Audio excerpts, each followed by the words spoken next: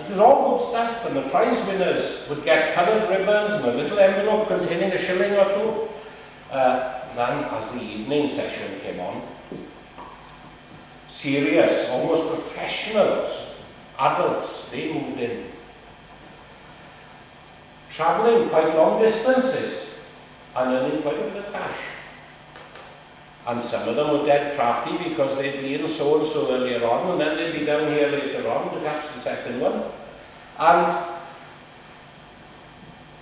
as the evening progressed, the compere would get a bit upset and uptight because we were running late. Remember running late? That was quite common, especially if it was the vicar, because it all had to finish before 12, because a cleric couldn't be seen up on the stage on a Sunday, plus he had a church service to give. So they'd find somebody then to finish the evening off, but it was a bad evening if it went past midnight. People should be at home. Dances, loads of fights out there, right? Young farmers and what have you all pitching in at different times. Goodness knows what the reason was, but we used to get them. And the dances were excellent. There wasn't a gramophone in sight, right? There was proper bands up there doing something. And this was great stuff. We had whist drives here. Very popular, lots of tables. And of course, the WI even, well, they held a beetle drive this year. I mean, gosh, you know, the 50 game is still allowed, but they held them. The amazing thing that remains in my mind were the refreshments. It's nice to see that these old traditions of refreshments still go on. It was an integral part of coming to a brew in the hall. You got to have some refreshments. Big boiler in the back room there to make the tea. But the most memorable of all were the beef sandwiches made by Ellen Campbell. This unique flavour came from a blend of whole cooked beef, boiled potatoes without it out, and finely chopped onions. This was passed through a mincer until it became like a paste. People still ate them. They were always on those little plates. Remember, you would have a set plate, one cake, bit of bar of beef, 3 sandwiches, half a crown, whatever. And they always used to go. It surprised me. I suppose it was an acquired taste, like brains clear. Early summer would bring the agricultural show, which was well supported in my early days and early recollections. July and August, a carnival, baby show, dog show and sports. This was managed by my poor uncle who lived in York. And his 3-week holiday down here every year would be dictated to when the carnival was on. Because you get discreet inquiries in January, when's Mr. Halliwell coming back this year? And before he knew it, he was in charge, sort of thing. Now, he was the chief signalling engineer for the Eastern region of British Rail at the time, but he was deemed to be a fit person to organise things. So, we were over in the church field over there, running around, doing whatever had to be done. And the pole vault in those days, that was quite something, because first of all, you had to cut your pole. Not on the day, you could do one the day before. And you brought your own pole. And there was one of these crash mats, because for safety reasons, slightly later in the proceedings, they decided that straw bales would be good. So you could land on the bales instead of the field itself. We enjoyed ourselves. That was the big thing, in a simple way. And really, you needed a doctor's paper to be excused from attending, because the phone's already in now. You know, he didn't turn out. And it was quite a thing that people knocked together. In fact, I was only saying to Derek Wright this morning that when I used to go to Jersey in the 80s, it was very much like Llanrhystud in the 50's.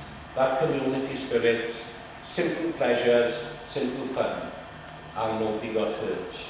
Unless, of course, you went to the grass track racing with motorbikes. Remember those?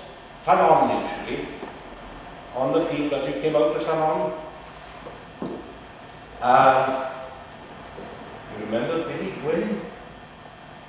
He used to ride a motorbike and sidecar, complete maniac on a bike. He used to win most things. And the horse racing we used to have then, we even had bookies. And a name that comes to mind, John Elder. Remember John Elder? He used to win. He had tremendous horses and he could ride.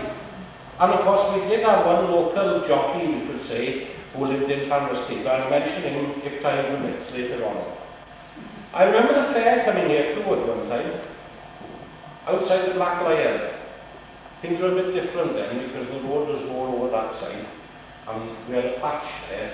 They were usually people joining the main fairs at Aberystwyth and Aberystwyth, but they'd stop here for a couple of days, small rides, and it would be quite nice for us to see it because we wouldn't see it other than going to town. Now, these were all events, things that we found to amuse ourselves.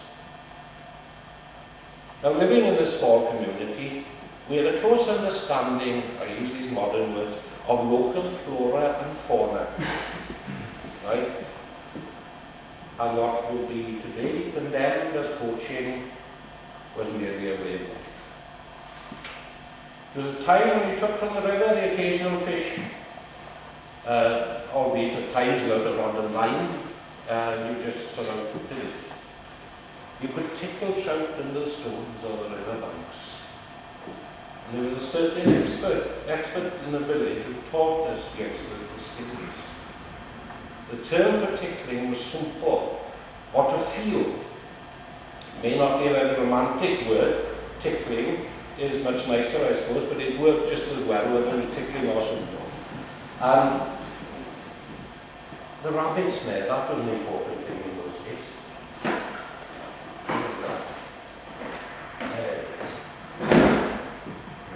They're still selling. Margal. Right? I got both of them yet. That's seen somewhere. Now, this was a marvellous machine because you could be very respectable and go to church and go for a walk and go back in the evening to pick up your fish for tea. Now, this meant that everything was nice and tidy and clean. I'm using the word in case I steer this a little bit. Now, you've got to pretend that this stick is 10 or 12 foot long. Right? It wouldn't fit in the car.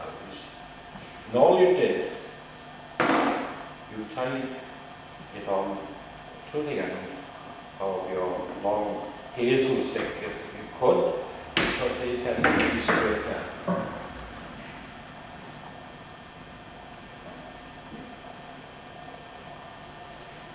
Now we have experts present here this evening, so I'm going to be quick. And what you did, Sewin was the choice, or salmon, and you opened that snare out. Don't forget, it's a long way away. And the idea was, you slipped it over the tail of the fish. Now, Sewin were strange creatures because they were tough, known as pig. Because they tended to put their heads into holes in the riverbank or lie alongside Putbecty. Remember, that was the place, didn't it, Henry? But you had your own pools down there. And